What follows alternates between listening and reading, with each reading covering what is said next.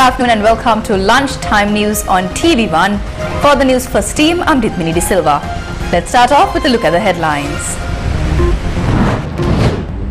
Election Commission has not legally called for an election and there are no funds to conduct an election, President tells Parliament.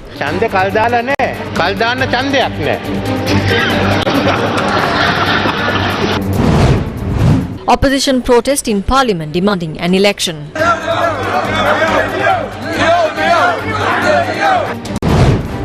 Verdict on the petition challenging the local government election to be announced this evening. Election monitors raise concern over accountability in public funds for the elections. ලක්ෂ 5000කට ආසන්න හෝ වැඩි ප්‍රමාණයක් මේ දක්වා වියදම් කරලා තියෙනවා මේ රටේ ජනතාවගේ මුදල්. මේ සඳහා ඒ දේශපාලන நாயකයෝ වග කියනවා. Minor staff at public hospitals on strike. Criminal killed in police fire in Katunayaka. Japanese authorities alarmed as giant iron ball washes up on a beach. Australian court relaxes bail conditions imposed on Danushka Gunatilaka. In the top story this hour, Sri Lankan President Ranil Wickremesinghe made a special statement to Parliament regarding the local government election. The President said the Election Commission had not legally called for an election and that there are no funds to hold an election. The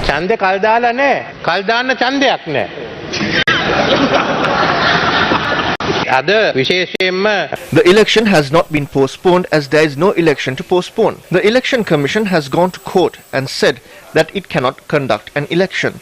However, an affidavit was provided.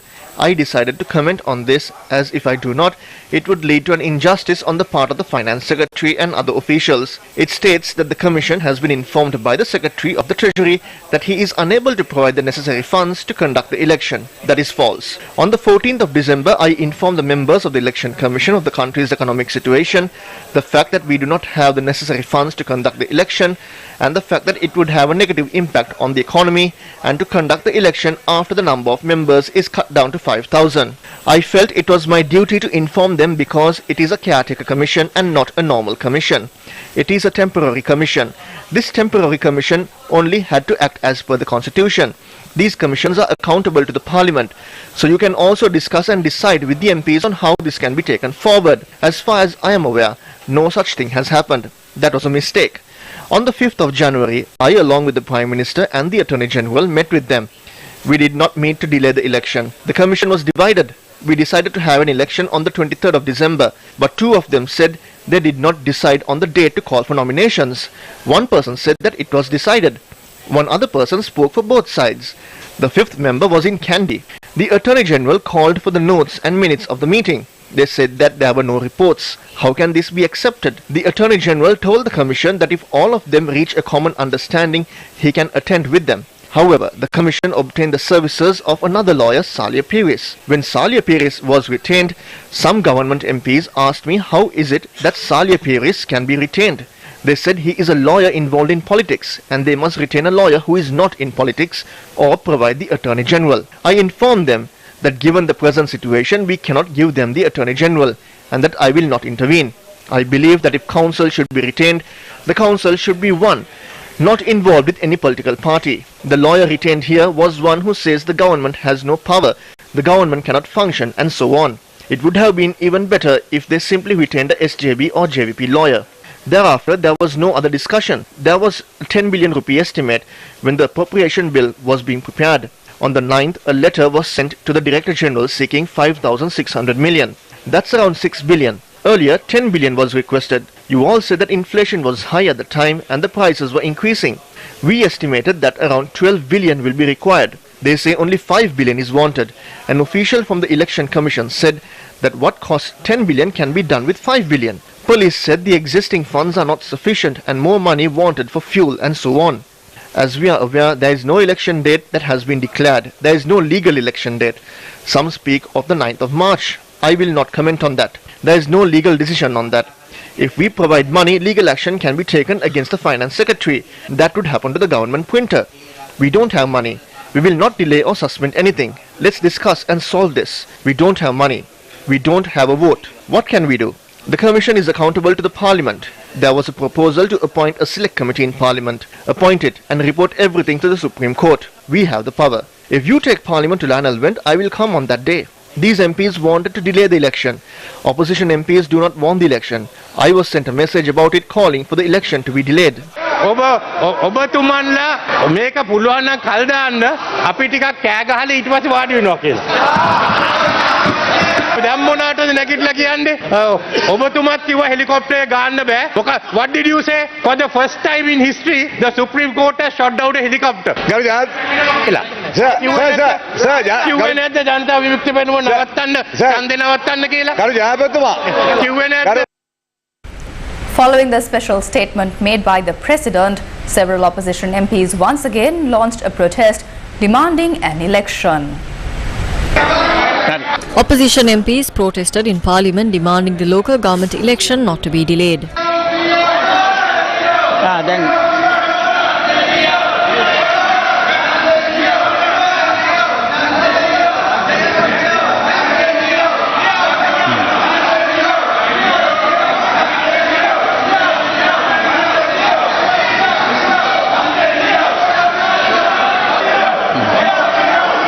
Marikkar මන්ත්‍රීතුමා කතා කරන්න.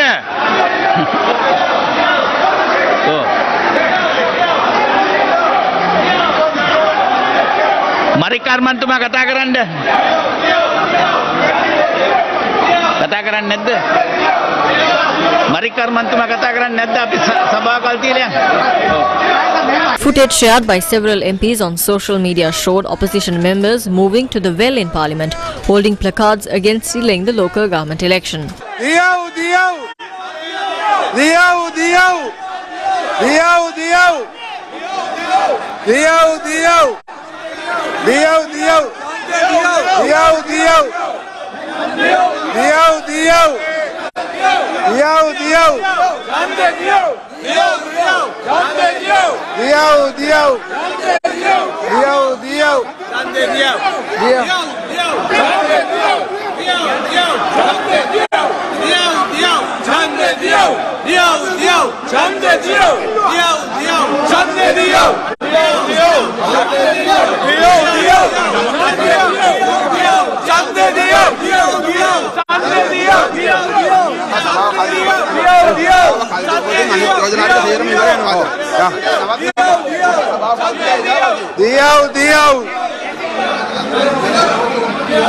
එදා උඩට අල්ලම දා වගේ.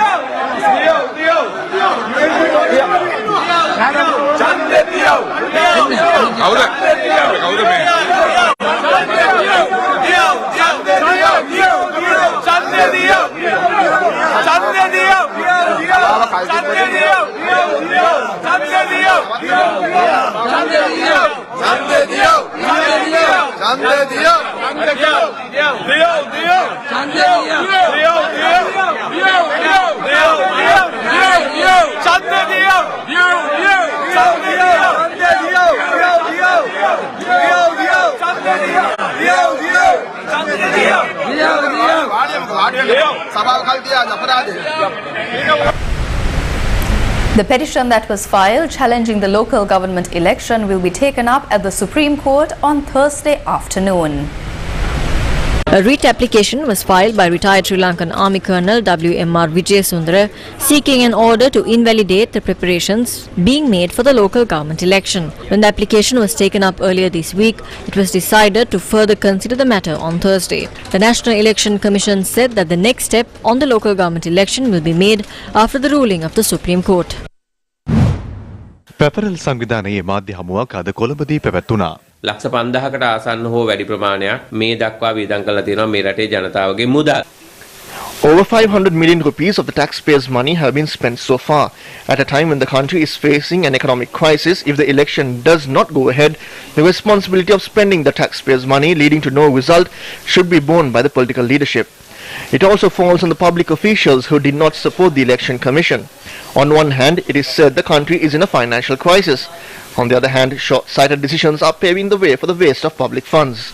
අමාරුවක තියෙනවා කියලා. හැබැයි අනිත් පැත්තෙන් අපි ගන්න අදූරදර්ශී තීන්දුව හරහා මේ රටේ මහජනයාගේ මුදල් නාස්තියකට ලක් වෙනවා.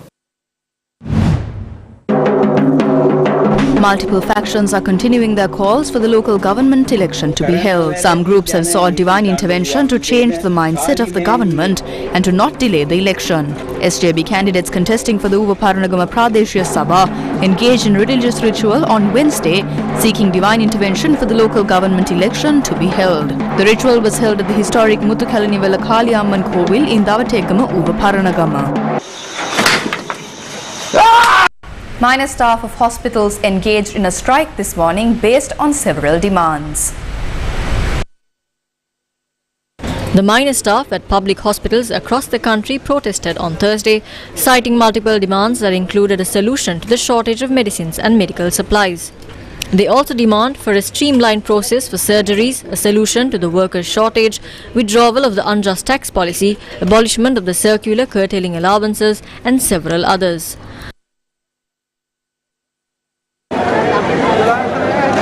Minor staff at the Anuradhapura Teaching Hospital also joined the strike action and withdrew from all services apart from essential services. As a result, daily operations at the hospital was also disrupted. Minor staff at the Kegor General Hospital were also on strike today. A criminal wanted for multiple crimes was killed in police fire on Thursday morning in Madavala, Katunayaka. Police spokesperson SSB Nihal Talduwa told Newsfirst that officers opened fire when a suspect attempted to hurl a bomb at them. The deceased was identified as Dinesh Buddhika, a 30-year-old from Heenatiana. It was reported that police officers were searching for a firearm that was used to commit a crime, and it was at that moment that the deceased suspect had attempted to hurl a bomb at the officers. Sri Lanka police said that the deceased suspect was wanted for homicide, extortion and other crimes. The Ceylon Teachers Union said that the delay in marking the advanced level examination answer scripts would have a negative impact on all future elections. The process of marking the advanced level examination answer scripts was to commence on Wednesday. However, it was postponed indefinitely. The Commissioner General of Examinations said the scripts was delayed due to insufficient number of teachers applying for the process. He said the allowance provided for the process was the reason for the low number of applicants. Education Minister Susil Premajant also told Parliament that a limited number of teachers had applied for the process of marking the advanced level examination answer scripts. He said a cabinet memorandum was presented to the Cabinet of Ministers over a month ago to increase the allowance provided to the teachers, and measures are being taken to introduce a reasonable grace in the allowance.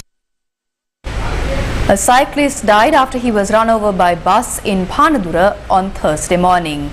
Reports suggested that reckless driving on the part of the bus driver resulted in the death of a father of two. 40-year-old Ruan Priyankara was serving as a civil employee at the Panadura Army camp. As usual, he left for work on his bicycle. However, he was only able to reach the cross junction in Panadura. A private bus operating on route 452 from Thotupola to Panadura had collided with his bicycle. Eyewitness accounts revealed that the handle of the bicycle came into contact with the body of the bus and thus pulling the rider to the ground. Sri Lanka police said that reckless driving on the part of the bus driver resulted in the death of a father of two.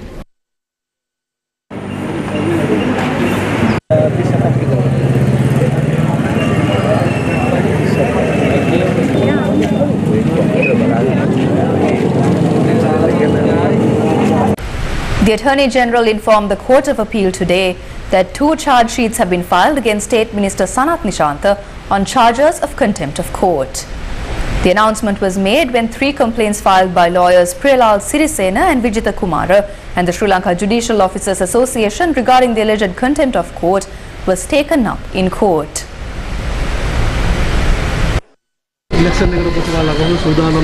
ස්වාධීන මැතිවරණ කොමිසම තව තීරණය කරනවා election එක කවදද තියන්නේ කියලා. දිනේ කිව්වම අපි වැඩේ සූදානම්.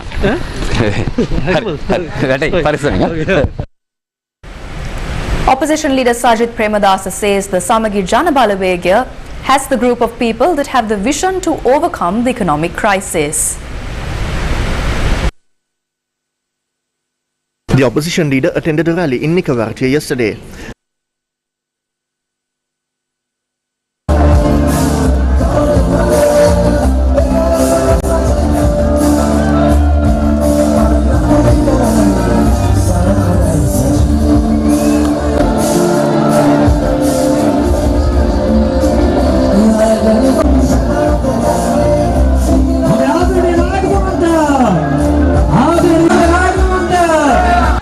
හිතවත් මිත්‍රවරුනි මුළු රටම බලාපොරොත්තු වෙනවා කොහොමද අපි බංගලොත් භාවයෙන් ගොඩ එන්නේ කොහොමද අපි මේ ප්‍රශ්නෙන් ගොඩ එන්නේ මේ රටේ ලක්ෂ 220ක් ජනතාවට දෙන උත්තරේ මොකක්ද මිත්‍රවරුනි ගොවිතැන කේන්ද්‍රීය නිෂ්පාදන කර්මාන්ත කේන්ද්‍රීය.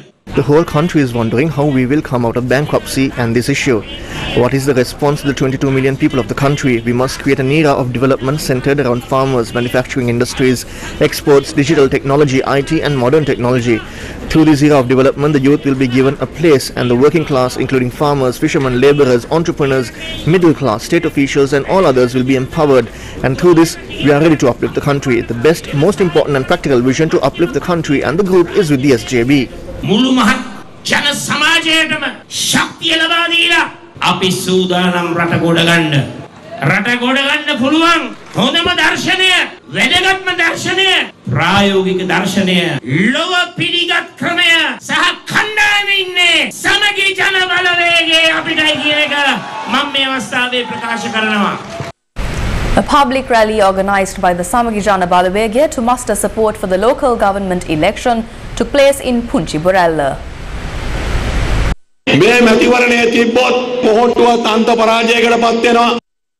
If the election goes ahead, the SLPP will suffer a massive defeat. The same will go for the UNP. When that happens, concerns will be raised over the legality of the presidency. So he is trying to protect the Rajapaksas and postpone the election.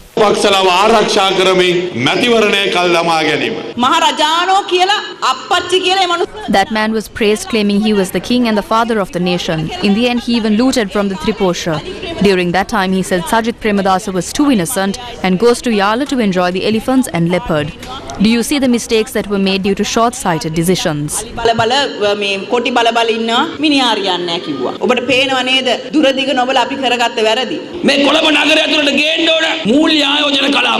Financial investment zones, IT zones, industry investment zones are necessary for the Colombo city. We must have investors to come here and invest their money. They cannot take away the land. When they invest it, it would generate more jobs, leading to an increase in revenue. Our products can be exported and re-exported to generate dollar revenue.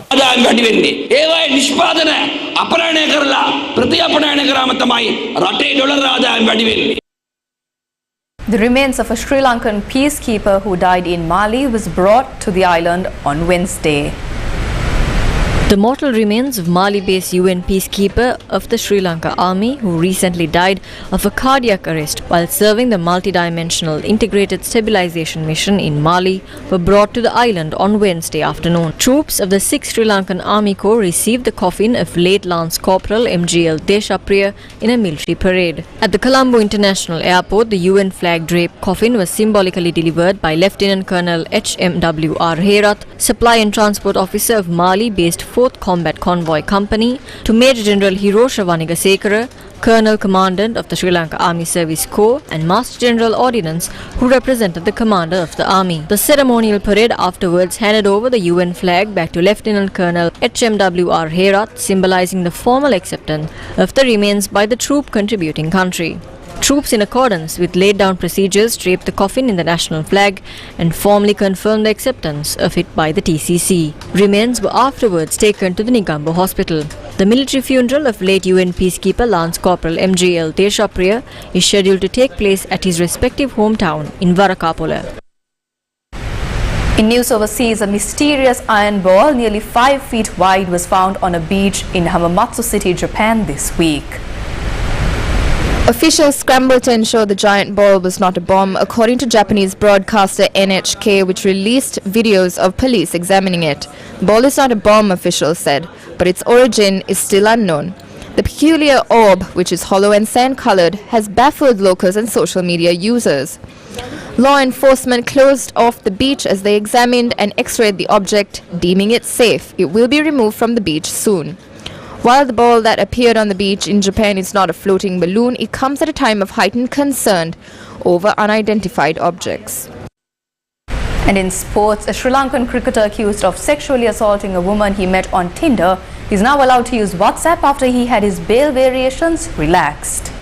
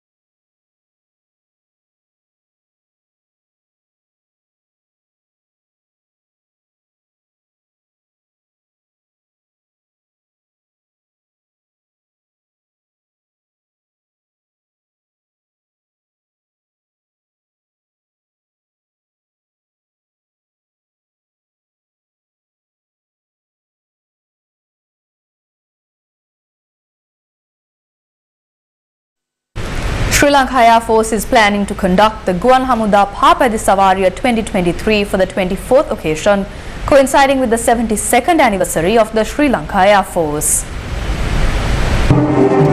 The Guan Hamuda Papadi Savaria, or the Air Force race, is the longest running multi-day cycling tour in Sri Lanka, and it was inaugurated in 1999. The men's event will cover a total of 395 kilometers and the women's event will cover 85 kilometers. This year's event will commence on the 2nd of March and will go on until the 4th of March.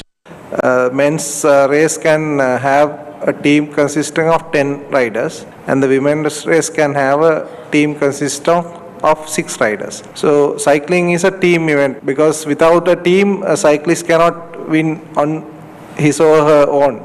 So we are expecting around total of 180 riders this time for the men's race and 35 to 40 for the women's. That's a wrap of the lunchtime news. Join us again at 1:30 for the brief at 30.